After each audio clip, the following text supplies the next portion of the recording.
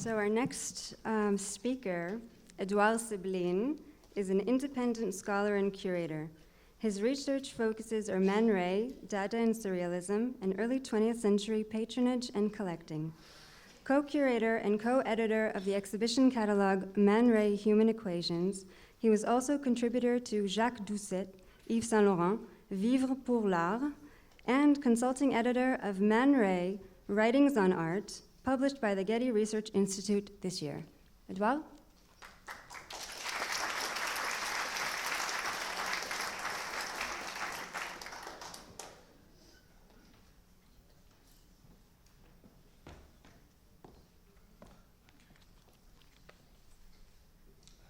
Good morning. I hope you can hear me okay. I'm going to be talking about a specific project that Man Ray did in 1944. Man Ray was one of the major practitioners of object making in the 20th century, and as you saw from Adina's talk, and this is a particular project that took place midway through his career. So let's start. In September 1944, at the Circle Gallery, a small offbeat venue in Hollywood, Man Ray put on a show that he called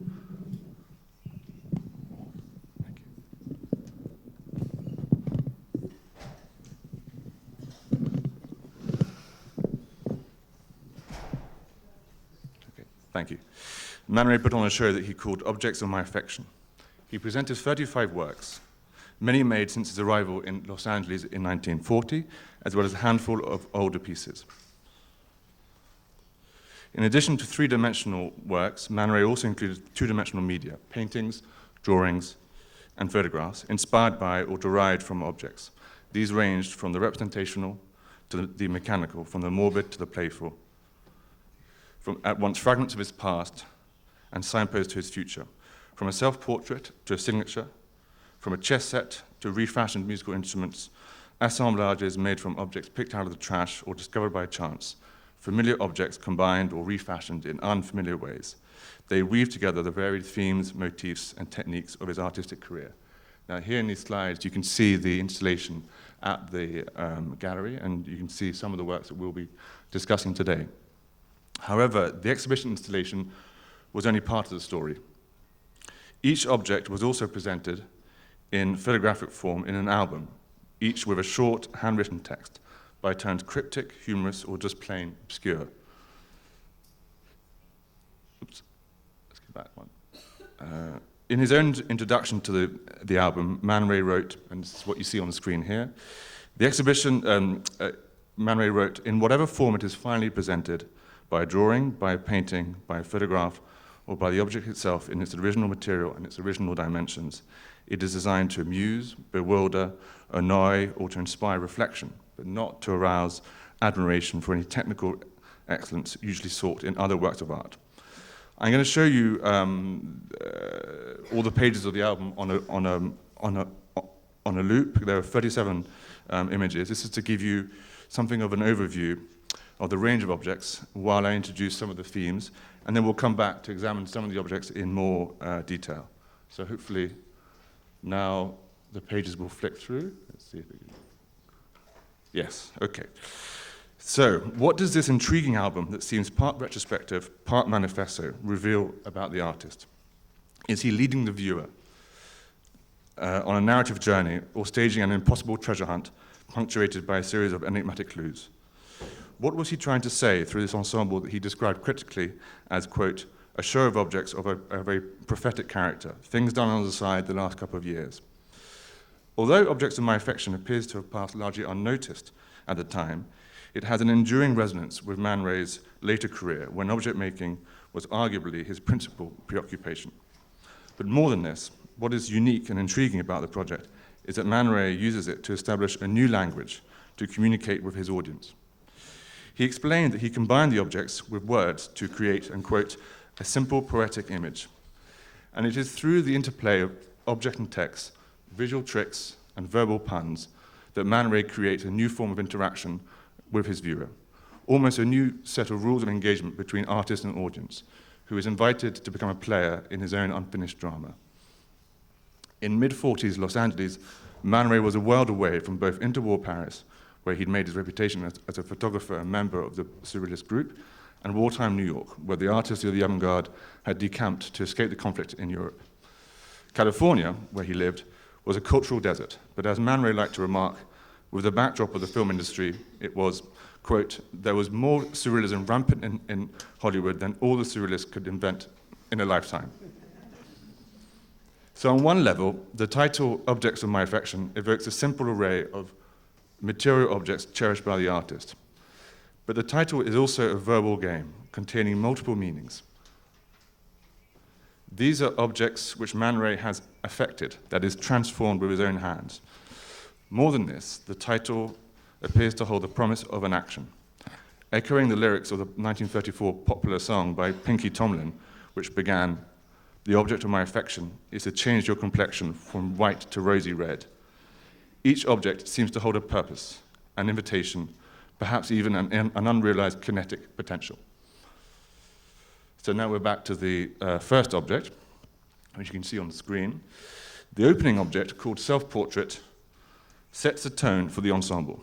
It consists simply of a mirror in a decorated frame. Now we don't have I haven't have an image of the actual object, so what you can see is the page in the album which Man Ray presented. And you can see the mirror and then with its decorated frame. In the reproduction in the album, we see the artist's reflection, and in this way he playfully presents himself as the first object of his affection. Man Ray's text is on the screen and reads, "Self-portrait, reflected in a flexible mirror, is capable of infinite variations simply by the pressure of a finger to the surface of the mirror, permitting as many modifications as does the application of a brush to canvas, with the advantage of attaining that instantaneous quality felt in a work realized by more laborious means."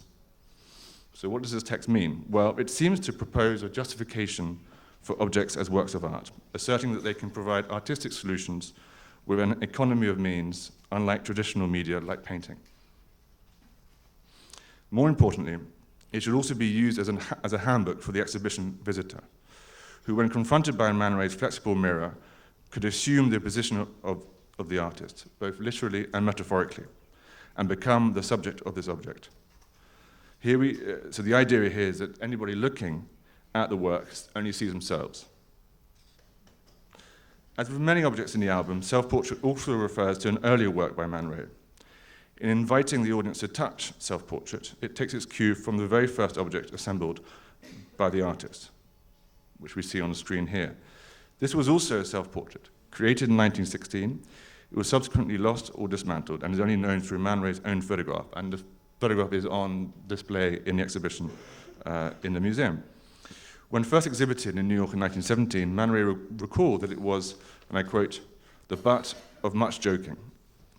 On a background of black and aluminium paint, I had attached 2 electric bells and a real push button. In the middle, I had simply put my hand on the palette and transferred the paint imprint as a signature. Everyone who pushed the button was disappointed that the bell did not ring." The theme of the self is further developed in the next object. Called Signature, it is a painting of Man Ray's own name. His text is rather cryptic, and I read, "One might say an architectural signature, as one says an architectural animal or an architectural vegetable, including the date and the word, logos, as so aptly remarked by one who knows." And here in the next slide, we can see a color image of the work. So it's a painting that he made. And it shows how he included paintings, photographs, items that you wouldn't normally describe as an object, items in images in 2-dimension, but which he felt were part of his objects of my affection. The work appears to be a visual pun of the expression architectural signature. This expression is generally used to identify a particular architect's unique style. As you can see, arched windows punctuating the facade of a building are transformed into the artist's name, while the year, 1944, hovers above. It's as if the words Man Ray have been set in stone, while at the foot of the building, in Greek letters that perhaps resemble colored graffiti, appears the word logos. This, of course, is a Greek word for word, which in Christian theology is used to describe the word of God. And indeed, this is another veiled reference to Man Ray himself, for he changed his name to Man Ray from Emmanuel Radnitsky. And the name Emmanuel is used in biblical text to refer to the Messiah. We also have the word logo from logos. And we can ask ourselves, what is an artist's signature if not his logo? This was not the first time that Man Ray made a painting of his own name. This painting shown on the left dates from 1914. It appears at first to resemble a cubist landscape, perhaps a cliff face, but on closer inspection, we can make out the artist's name and the date. Man Ray had been making objects since the 1910s. One of the first was a 1916 self-portrait that we saw earlier. One of his best-known objects is Lampshade, which we can see here hanging in the 1944 exhibition. This he recreated for the exhibition. He called it a useless object with a useful title. And as you can see, it's hanging where you would expect a normal lampshade to be. This is what he wrote about it. Lampshade, generally regarded as something to be discarded, does not thereby lose its importance as a springboard for what may be considered more valid productions, as in Return to Reason. Man Ray made his first lampshade in New York in 1919 or 1920, when he found a broken lampshade, unraveled it, and hung it at one end from a mannequin stand. So on the left, you can see the first lampshade, the mannequin stand, with the paper spiral falling down. When he made it, it formed, in his own words, a pleasing spiral. And he added with a note of irony, this would be one of my exhibits in the new museum, my contribution as a sculptor. The museum he's referring to was the Société Anonyme, established in New York in 1920 with Marcel Duchamp and American patron Catherine Dreyer. On the morning of the opening of the first exhibition, Man Ray arrived to discover the stand without the lampshade. As he recalled, I quote, "The janitor was called in. He cleaned up the gallery earlier. Oh, the paper wrapping for the stand," he said. He'd crumpled it up and removed it with the other rubbish. So Man Ray promptly made another version, this time in the more durable medium of tin. And this is the work you see on the right, which is today in the Yale University Art Gallery. But in fact, Man Ray's version of events would seem to be untrue, or at the very least misleading. A 1921 letter from Catherine Dreyer to Man Ray suggests that the new tin version was in fact made at her request, because the original had unraveled too far, not because it had been accidentally discarded. So while Man Ray's telling the story may have served to remind us that he felt he was underappreciated and misunderstood, it was also the earliest instance in his work of a reconstruction. As he recalled, he, quote, "took pleasure in the thought that it would resist any attempt at destruction. Other contraptions of mine have been destroyed, but I have managed to make them indestructible, that is, by making duplicates very easily. I have no compunction about this. An important book or musical score is not destroyed by burning it." This illustrates a key aspect of his object making. Rather than devaluing the original, each new iteration, duplicate, or transformation into a new medium served to give new life to the idea. As a measure of the importance of this concept to Man Ray, the next object in the album had undergone the same process of reconstruction. This is the one that we see on our left called Décollage. As he wrote, "Décollage has already been completely discarded, but can easily be reconstructed in an unlimited edition." The version of Décollage in the album was indeed yet another reconstruction, for the 1917 original had apparently been accidentally discarded by its owner, the collector and Duchamp patron Walter Arensberg. As its title suggests, Décollage is a collage of pasted papers, hairpins, and a lock of hair. In French, the title literally means ungluing or unsticking. But the title would also seem to be a pun on the French word décolletage, referring to a woman's upper torso, shoulders, and neck. And so you can see here an example of the interplay between verbal puns and the visual works. Let's go back to Lampshade. As well as remaking Lampshade multiple times, it acted, as Man Ray wrote, as a springboard for what may be considered more valid productions, as in Return to Reason. One of these productions was his earliest complete film. We can see also that springboard is a kind of pun because the form of the work is like an uncoiled spring. One of these productions was his earliest complete film. Causing a sensation when first shown in 1923, it is called The Return to Reason, or in French, Le Retour à la Raison. And it included a sequence of Lampshade twisting and turning. And in 1939, he made a painting of the same name, where Lampshade is set in confrontation between two chess pieces of his own design. So this is Lampshade is one of the best examples of Man Ray going through his career and translating a particular motif or concept into many media. As somebody who was accomplished at working in photography, in painting, in filmmaking, or in object making, this is one of his unique approaches to work. So here we can see the lampshade between two giant chess pieces. Man Ray was an avid chess player and chess set designer, so it's no surprise that he should include one of his sets among his objects of my affection. But rather than an actual set, he chose to show in the exhibition a photograph of a set, which you can see here hanging on the side of the pedestal.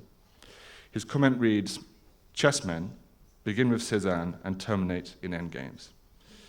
Cézanne is widely recognized as the father of modern art, and he famously said that nature should be represented in terms of cylinders, spheres, and cones, an instruction that the Cubists took quite literally, as did Man Ray in the design of chess sets. For both his earliest 1920s set and later variants were composed of simple geometric shapes. On the left, you can see his first chess set, which was composed of spheres for the pawns, violin scroll heads, cubes, cones, and pyramids.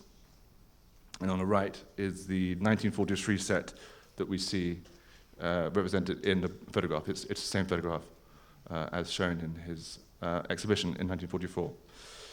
In chess play, so what does his we can see that he's referring to Cézanne in his comment, that chessmen begin with Cézanne and terminate in endgames.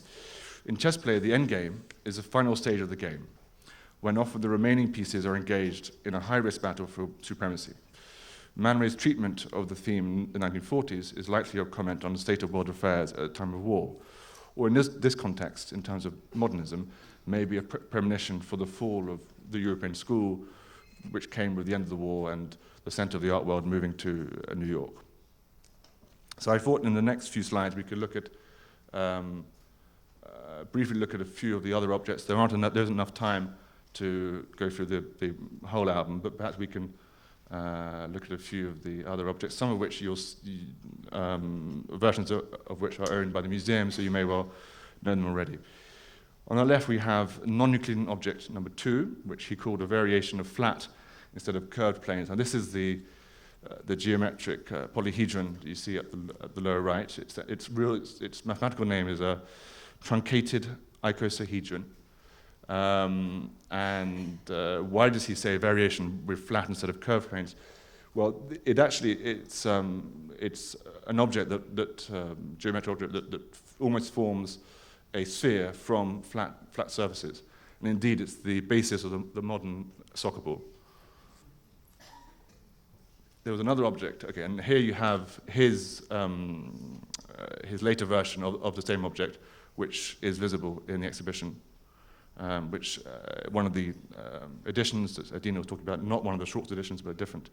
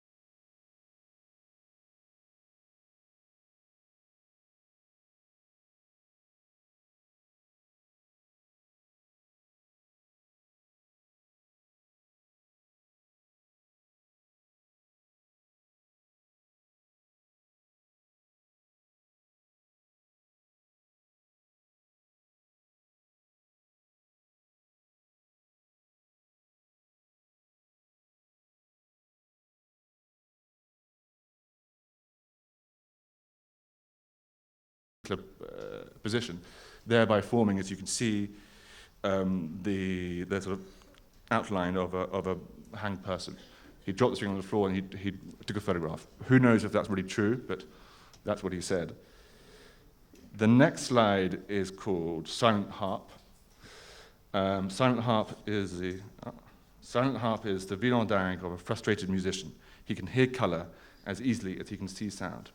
This is obviously a reference to his own photograph called Violon dingue, which you saw in Adina's talk. Ingres was an amateur violin player, and when people came to see him in his studio, he liked to play them the violin and not show them his paintings.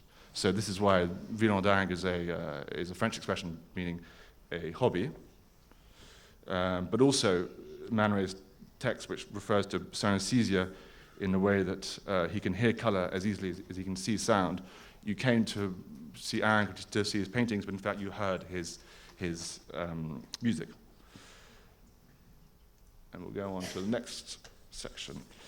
So among Man Ray's greatest innovations in the realm of photography were his raregraphs. And here you can see two examples on the screen. Discovered by chance in the early 1920s, and naming the technique after himself, as he often did, it consisted of positioning and manipulating both commonplace and unfamiliar objects over light-sensitive paper, while exposing the paper to a light source. The resulting images were frequently unpredictable and always mysterious. Here we see a better image of the example you saw on the previous page. This example, which dates from 1923, he's placed a paper lace, a candle, a piece of tubing, and a pin, which are combined to form a ghostly face. In his text that you saw on the previous slide, he emphasized the ability of raregraphs to render a fixed, unchanging two-dimensional impression of three-dimensional objects. As he wrote, raregraph records other objects in all three dimensions, making their relation immutable. The second example, where he achieved an extraordinary translucence of the images of leaves and butterflies, was made in the 1940s. This is at the top left, which illustrates his continuing engagement with this technique. His text highlighted photography's capacity to render that which is transitory. Photographic preservation is one of the means by which transitory objects can be turned into enduring images. Now we turn to the last page in the album, where the principal theme seems to be that of time. Man Ray juxtaposes what he calls his first object with last object. Both works were originally conceived under different titles. He writes of first object, 25 years ago, when this was made, the means for the preservation of intruding objects were more limited than they are today. Yet without the date, who could tell? This is an example of an airbrush painting. A few years before he made his raregraphs, he used an airbrush to create a series of paintings whereby an airbrush was a mechanical device that applied ink in a very precise manner to a surface. And here he's using objects as stencils. So you can see the outline of a wrench. Now I'm taking the next so you can see it better, with a more mysterious object in the background. It was originally called Drawler. It's today in the Pompidou Center in Paris. And his intention with these works was, as he recalled, to try and paint in three dimensions.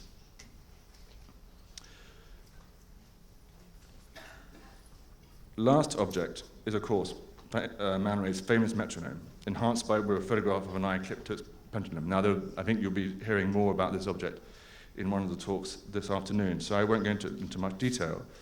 But first made in the early 20s and again in the 1930s, it is renamed here Last Object, both for its placement within the album and as a premonition for its impending destruction. And as he wrote, Last Object, or Object of Destruction. It is still my earnest desire someday, while the eye is ticking away during a conversation, to lift my hammer and with one well-aimed blow to completely demolish the metronome. As Man Ray would continue to make innumerable versions of the metronome, adding to its fame and making it truly indestructible. So just wrapping up. Beyond physical objects, Man Ray's objects of my affection are, as Rosalind Krauss states, a direction, a goal, and insofar as they are objects sought by a subject, a lack. But more than this, they are also objects in search of a subject, because their meanings remain deliberately elusive and open to interpretation. It is up to the viewer to make their own interpretation. Man Ray wrote, and quote, "The real experiment is whether the spectator is willing to accept what his eye conveys to him. and that the success of the experiment depends on the spectator's readiness to discover and enjoy. Man Ray asserts in his text for the work, The Oculist, that the effect must be one of opacity. And as we sift through the pieces of this puzzle, via optical illusions, mirages, and entrapments, the overall effect is indeed one of distance, with the meaning remaining elusive, like an out-of-focus image. We talked earlier about a new artistic language, and the question is, does this new language bring us closer to the object and the artist, or does it in fact distance us? At times it feels as if we're being led into a confusing hall of mirrors, punctuated by mirages, optical tricks, and verbal riddles, which obscure as much as they illuminate. While enticing the viewer to discover and enjoy the objects and their associated riddles, Man Ray is constantly placing smoke screens, lenses, or filters through which he refracts and obscures their meaning. As he himself said, "These objects are a mystery to me, as much they might be to others, and I hope they will always remain so. That is their justification, if any is needed." Thank you.